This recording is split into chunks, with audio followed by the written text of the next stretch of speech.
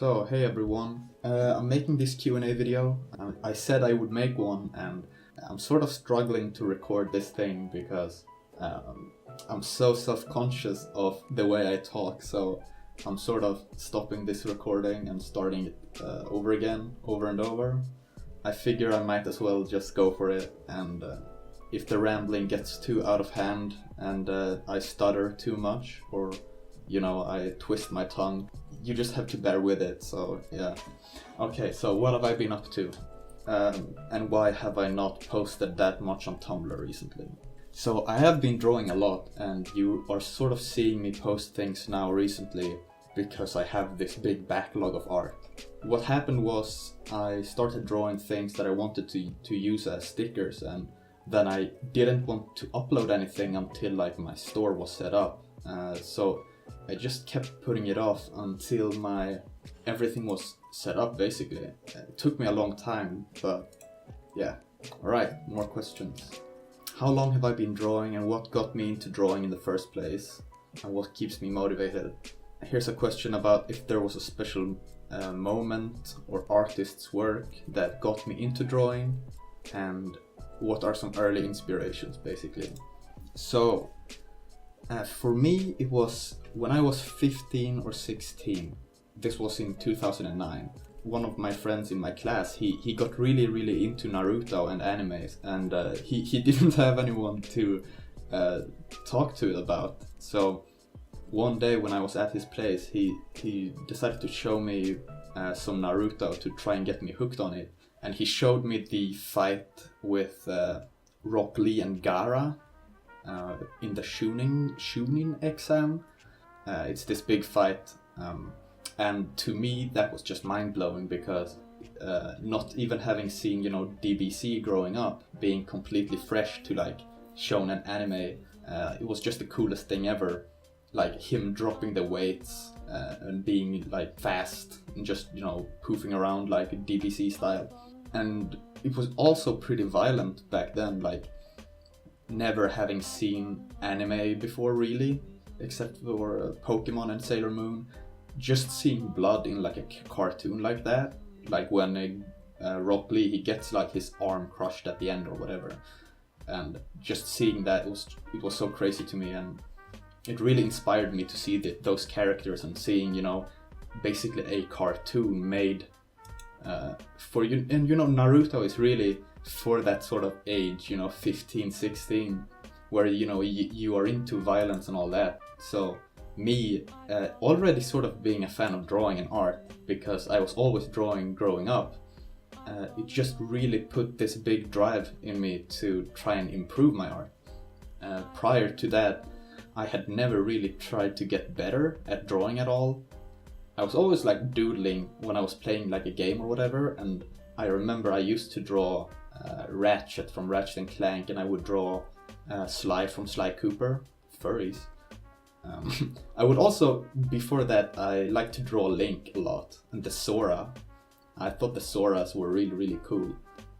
I guess it was really Naruto, my friend, pushing me to watch some anime, that really got me going. It made me want to improve, so I would say 2009 is where art went from just being a time waster, because I would always draw in class, just doodle on the side. But I never tried to get better until 2009, and then I really started trying to, push myself more. I still played a lot of games though, I played World of Warcraft religiously back then, even if I was really bad at it. But I stopped that in 2011. I stopped playing games on the same scale, and I just started drawing basically all the time. And that was really good for me as an artist in 2011. As far as early artists go, I would say, I used to watch a lot of Mark Crilly tutorials back in 2009. I would say that everything was really inspiring to me in 2009 on YouTube, even kind of shitty speed paints.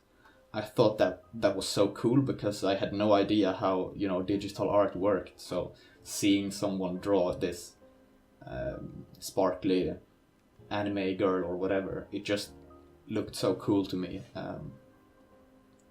So yeah, I would say like early on, because artists always change. My favorite ones.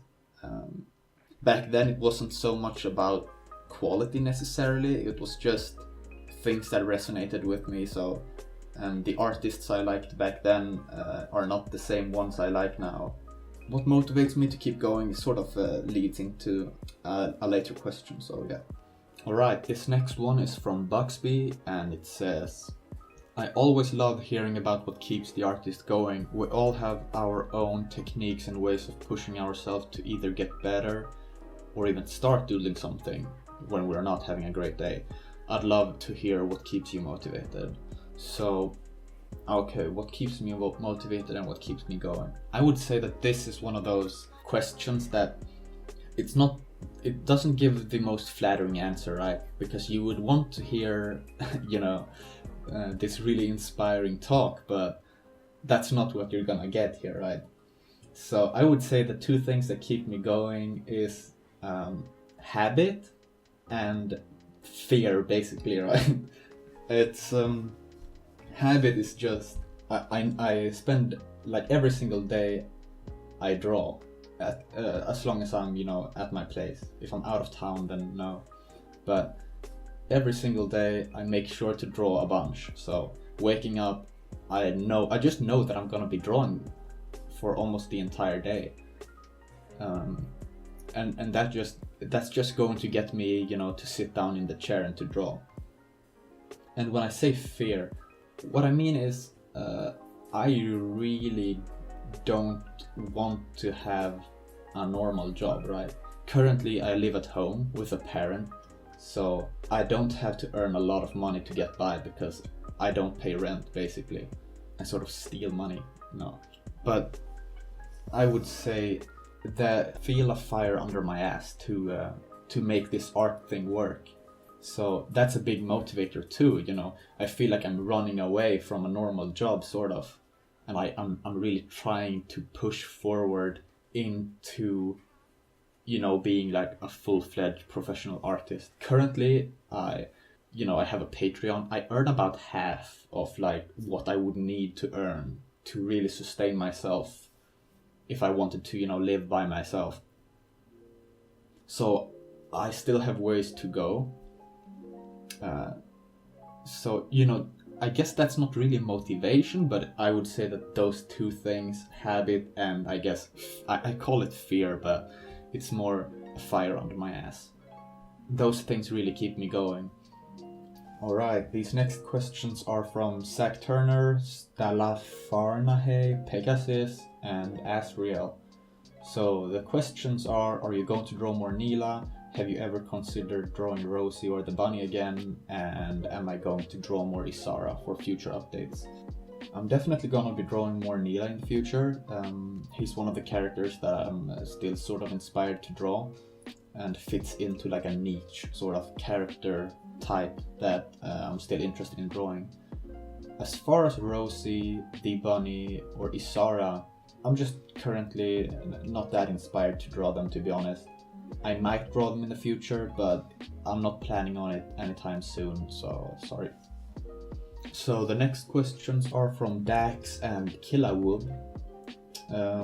Dax would like to know what steered me into furry anthro art and how I came to Emily and Neela as characters, and Killawoob wonders how I go about making a new character.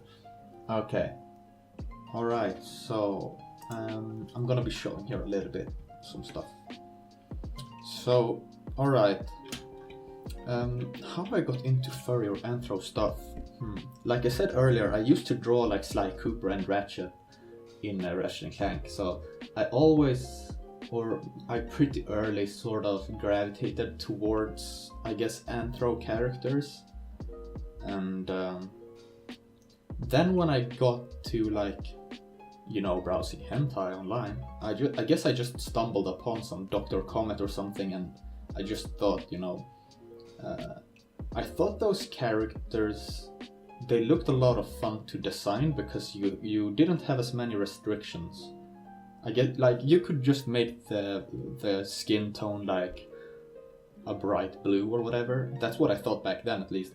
Even if most of my characters don't have really wacky designs, but I just thought it looked a lot of fun to design those kind of characters, because you could, you know, push the ears a lot and do crazy like snake eyes on the characters and all that. Of course, you can do that on like a human character too, but back then I found the character designs really appealing. As far as how I got into making Neela and Emily, I have some early art here. So here are some early. I'm just gonna censor that for you from YouTube. Oh shit! I have some early art here. This is the first image I made of Emily, right?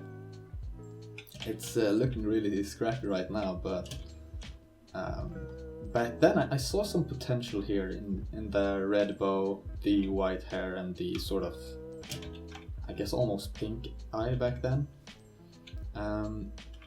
I thought, you know, there was something here. Even if back then I also thought like the body is so messed up here, right? Like the side view here, it's so weird. But I saw some potential here, so I decided, you know, I'm just gonna try again. I'm gonna try again, and when I did, it sort of stuck with me. A lot of the time, my designs, they start off, and all the elements that make the design special are really, really downplayed, right? These are some early drawings of Neela, right? I didn't really know how I wanted him to look early on. I just knew I wanted him to be really pale, because I had another sort of horse character back then that was, you know, darker in the fur color. So I sort of wanted two of them, one to be more dark skinned, I guess, and one to be much brighter. So here you can see that you sort of have the same elements in the final. You know, I removed the earring, but you can see here that the elements that go into like the hairstyle here are really they are really cowardly, sort of. Same here for like the bow. The bow is really small, the hair poof is really small. So for Emily, you know, when I decided that, okay, I know these are the elements that I'm gonna go with, I changed the earring up, because having like a hoop earring on an ear like this, I just don't really, it's sort of annoying looking sometimes. So, you know, I changed this. I knew the sort of hairstyle I was going for, so I just made it bigger. And the poof, you know, I made that way bigger, and I made the hair bow just way bigger. I just wanted everything to you know, make her more iconic. I just pushed all the elements that I had. So immediately, I feel like the design got a lot stronger, just, you know, pushing the elements bigger. And the same sort of went for Neela here. I drew this thing, I thought it was, you know, like, I wasn't super happy, but I thought something was there. But then I doodled this thing, and I was like, oh shit, I want him to have really giant hair, right? And back then, you know, his hair was more of a gradient from a light tone into like a reddish tone, and I was also thinking of like maybe having like sparkly stuff in it, but then I thought it looked like, you know, that thing where people get like white flakes in the hair or some shit, and yeah, I didn't want it to look like that. So yeah, but you can see here that, you know, you have the golden ring around the hair, which is in the final design that I'm still drawing nowadays, but it's like tiny here, and the hair ball, it's just tiny. But I wanted to give it more volume, so, you know, I made it really big, and instead of having the ball up top and then having the hair in the bottom, I sort of decided that I wanted to have like a huge golden ring, and I wanted the hair to have more volume. So I decided, you know, if the hair poofs up on top, that gives it more volume, right, from like the side view. So I can gather the hair underneath and then poof it up the top, and that's just going to give it a lot more volume. And once I had this sort of thing, I sort of knew, you know, that alright, this sort of hairstyle is cool. So yeah, I started off with the elements, green eye sort of, and the small golden ring, and you know the sort of haircut like a ponytail almost with like a bun, but I just arranged them differently, and I really played up the elements, so the poof became poofier, the bun became bunnier, and the golden ring just got really huge. So with Emily it's sort of similar. I knew what elements that I wanted, but I pushed them a lot more. Alright, so when it comes to how I make a new character hair clothes, like I sort of showed, I tend to start off thinking more about colors and which elements that I'm gonna use. So, for example, let's say I want to draw like a fox character. Instead of trying to draw a really pretty fox character, I sort of start off with, you know, just, alright, I want the fox to be, you know, sort of orange-ish, and, you know, a fox has the white tip, hair tip, maybe they have like some white detail in the face, I don't know. I don't know how foxes look, I don't draw foxes, but you know, maybe a fox has, you know, some stuff like this, I don't know. And I think they often have some darker like feet, like, right? It has some darker feet. Now when it comes to the hair and the clothes, I don't always have to pay attention to clothing because, you know, I often draw characters without clothes. But let's say I want to draw a nice hairstyle on this character. I try to think of colors that work well. So I think this looks awful. Blue. I don't like that either. I think you could get away with like this sort of color for hair if you wanted to. I don't think that looks really weird. But you have to also be mindful of like the values, right? So maybe like I often want some contrast in the value, so maybe making that even lighter. You get some more light versus this sort of mid-tone, and then you have the darks. And maybe I want some like a hair clip in there too. And I could make that hair clip any color, right? Maybe I want a cooler color. I could just make the eyes a cool color, like a cold color, because I don't really have that many cold colors. So I start off sort of trying to do. This looks like some shitty furry design. Let's actually I'm just not gonna give it fantasy colors. I'm just gonna be like. I'm just gonna make it like a darker brown.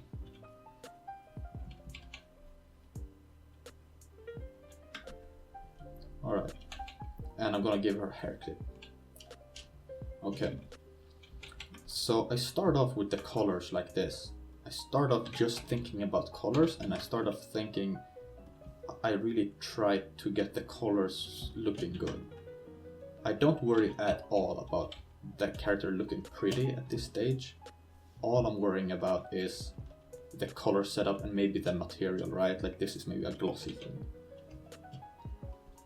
Now, let's say for colors, we already introduced this, and yeah, we had some of that color in the hair. Let's just give it to like the dress now. Let's say she had a dress on, right? Maybe wanted to, I think it's looking kind of weird, so I'm just gonna make it like, it's gonna have this sort of gradient on. And maybe she has like a white necklace, right? Okay, so now we have this sort of character here. And many of you people will say like, what the fuck is this? You know, this is just some bullshit right here. You haven't proved anything. I feel like you can make a lot of character designs and you can check if they work at a stage like this, because you will probably be able to tell if a design is really shitty at this stage or if it works. Like, I don't think this is amazing, but I think it would work for a cute character, right? The thing is, you have to think about it like this. A professional artist could draw a cute anthro fox, right? That's just a fact, right? It's been done before. Lots of artists have drawn cute anthro foxes. So your challenge should not necessarily be to just draw a cute anthro fox, because you know that can be done. That's not the big challenge here. The big challenge is drawing a new design of a cute anthro fox. So if you're just thinking about like basic elements, you have hair, you have, you know, hair color, you have the fur color, which on a fox, you know, for it to read as a fox, you sort of need to keep it at this sort of orangish thing. And the eye color, you could go with whatever. I chose blue, it's sort of a basic color. You could go green if you want. You could have, you know, I think blue works well because it's sort of complement to the orange, but you could go, you know, I don't know. I think blue works best here because it's a cool color too. But yeah, so this is step one, right? Step two would be to actually try to figure out like what's this hair look like, you know, what are the ears? Are the ears big or small? And I don't know how to draw fox faces, but this is going to be the same character, right? So imagine, you know, if you are really good at drawing like these kind of fox characters, you could probably get this to work out, right? Like, it shouldn't be that difficult once you have this to just go into this and already have so many problems solved. Okay, so I'm just gonna be answering some other questions now while the drawing progresses in the background. I'm sort of going to speed up the drawing process so it ends when the questions end. Okay, so my favorite food from Mom and pineapple on pizza. Maybe pineapple on pizza is my favorite food. It's not. I actually, when I was like 12 maybe, I used to eat this pizza that had it had shrimp and pineapple on it, on like a normal pizza, and that was like the only topping, well, apart from like tomato and cheese. It sounds really gross when I think about it. I remember I used to have that, and then I sort of removed the shrimp from it, and I just had pineapple on it. Then I sort of switched from pineapple on pizza to mostly like kebab pizza, because that's a big thing here in Sweden. So I would say, you know, nowadays I rarely have pineapple on my pizza, but I don't think it's a big sin, so fight me on that. My favorite food now, though, I really like Thai food recently. I like this one dish I get near me that has like spicy basil on it. It's like chicken in some sort of thing with spicy basil and rice. I really like that one. That would be my current favorite food. Okay, the next question is from Vafiel Alaru Kiku. How do you deal with negativity and harsh criticism? I used to be very unfit for taking unwanted criticism, but nowadays I do my best to remind myself that at the end, my satisfaction is most important. So how do you keep your chin up?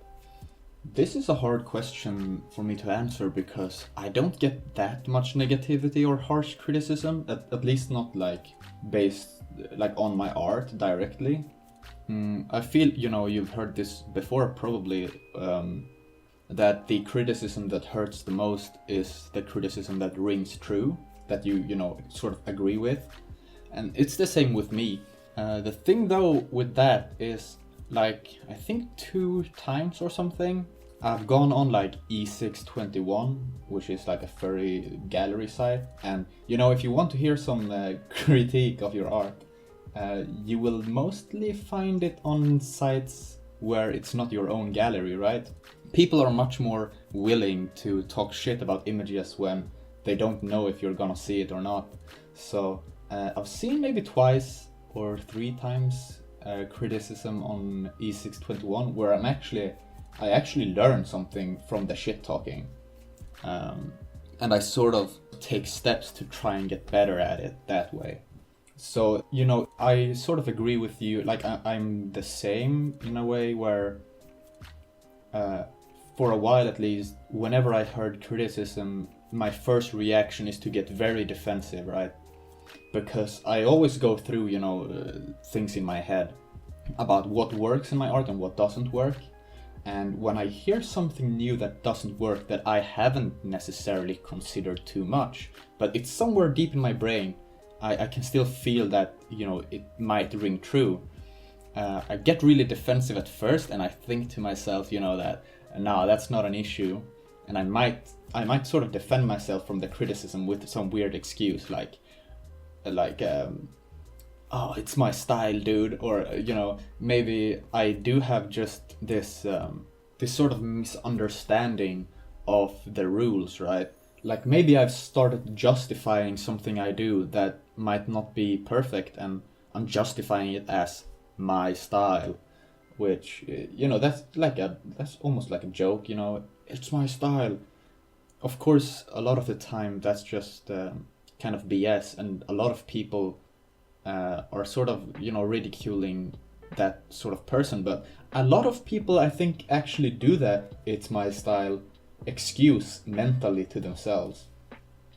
Maybe they don't use enough contrast, or they don't use enough, you know, value or enough cast shadows or form shadows, but they sort of mentally, they tell themselves that, you know, that's not the look I'm going for, you know. And maybe it isn't really the look they're going for, but their art might actually improve quite vastly with those changes though. So sometimes maybe you're just hesitant to change, and that's why the criticism hurts you, because, you know, you don't want to change some things about your art because maybe those things are very difficult for you to change. I don't know. I think it's very difficult, and I think depending on your mental state, it changes it a lot. If you have a lot of self-doubt, then criticism is much harder. How do I keep my chin up?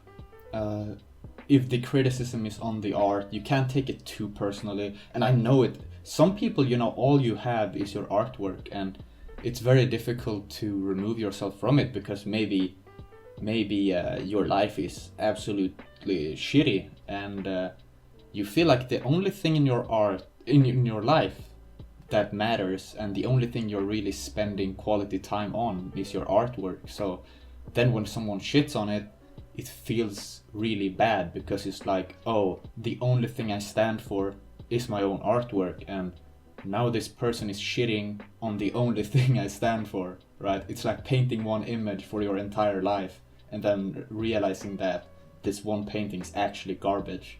That doesn't feel good, right? You feel like you've wasted your time at that point.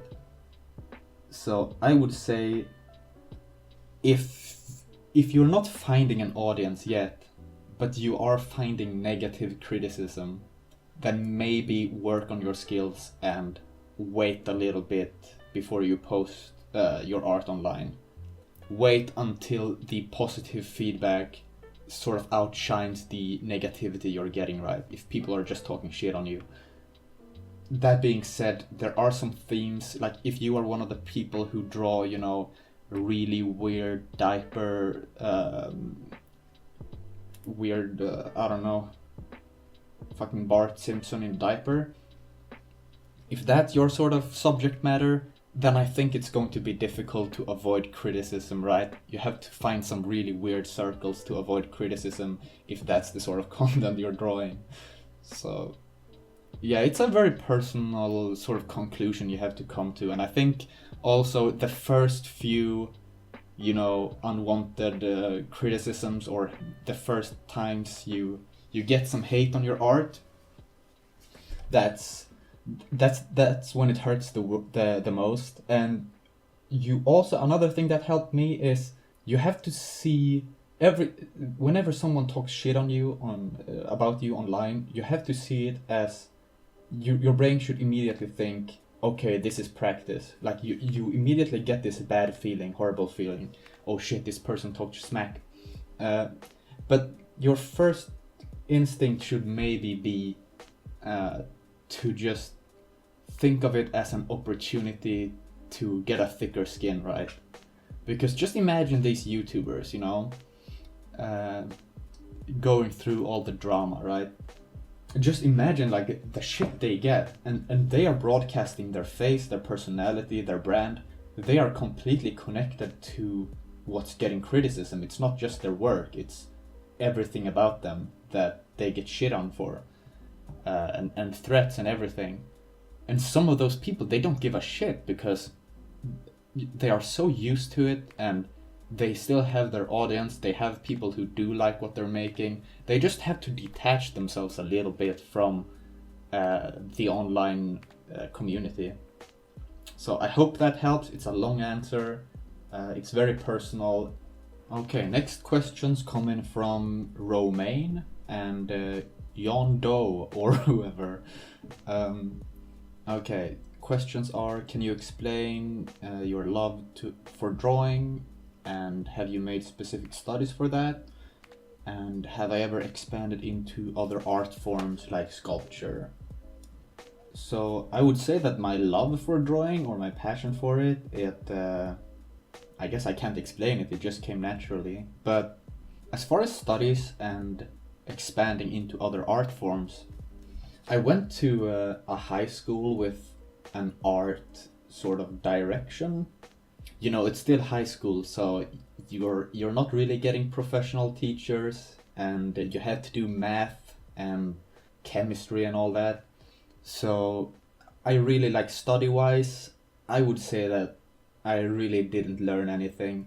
It was mostly mental, the thought of, okay, art is it's actually the thing that I've chosen. And your family, or my family, they sort of accepted me trying to pursue art more because I actually went into that sort of education, even if the education itself didn't teach me much about art at all.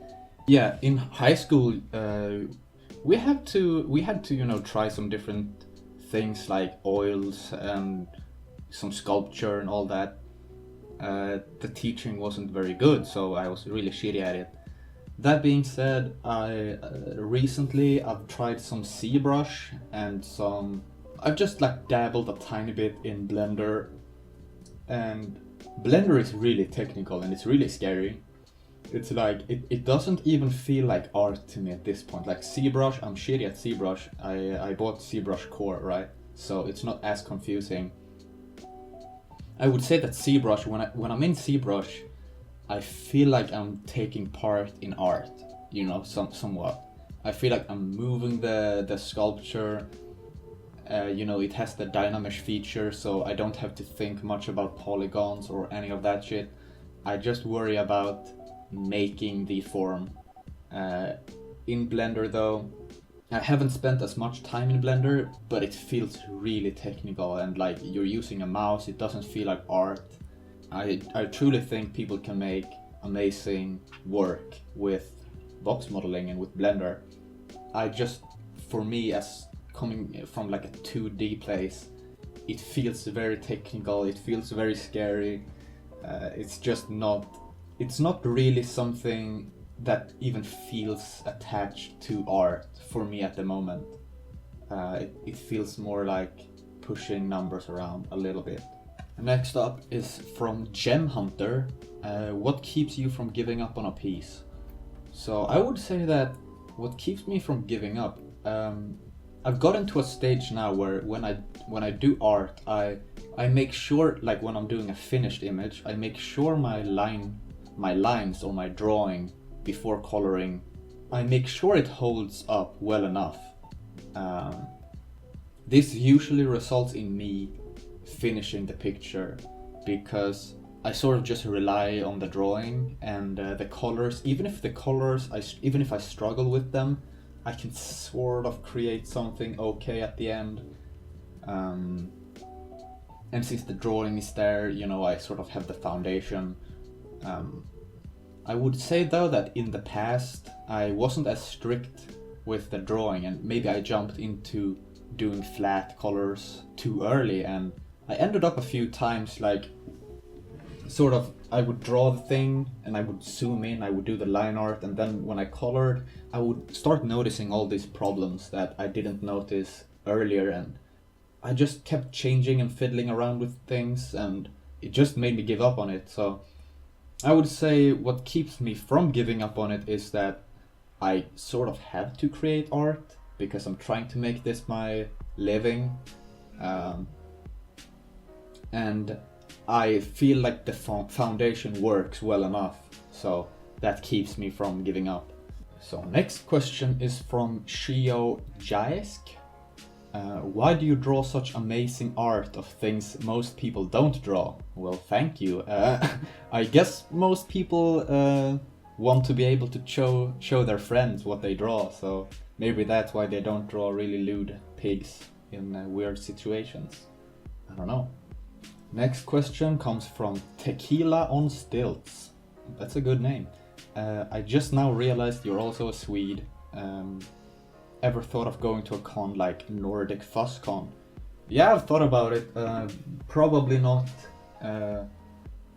this year. Maybe the next one. I would like to be able to sell some stuff probably if I go.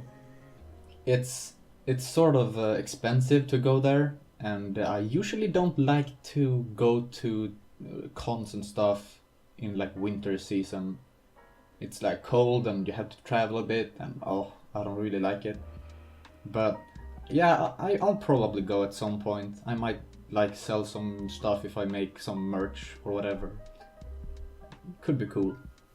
Next question from Taco Head Shark. What was the inspiration for your username?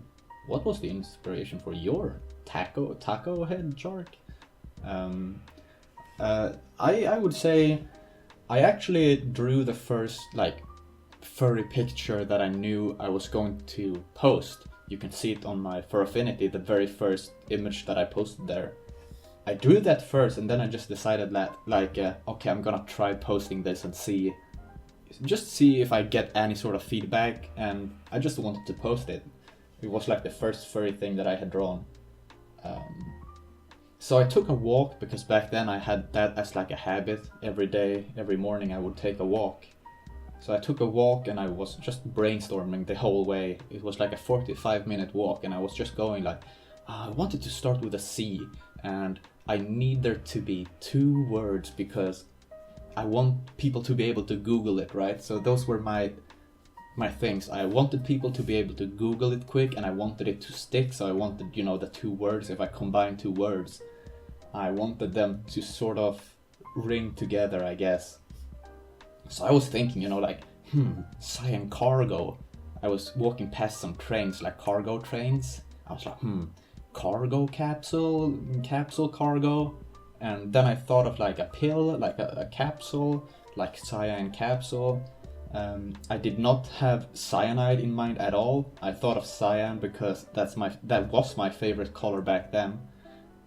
I don't know what my favorite color is now, but back then it was definitely cyan, and I also liked magenta a lot. So I wanted cyan, I wanted another word to start with C. I tried to force it. I came up with CyanCapsule, and yeah, that's just what I went with.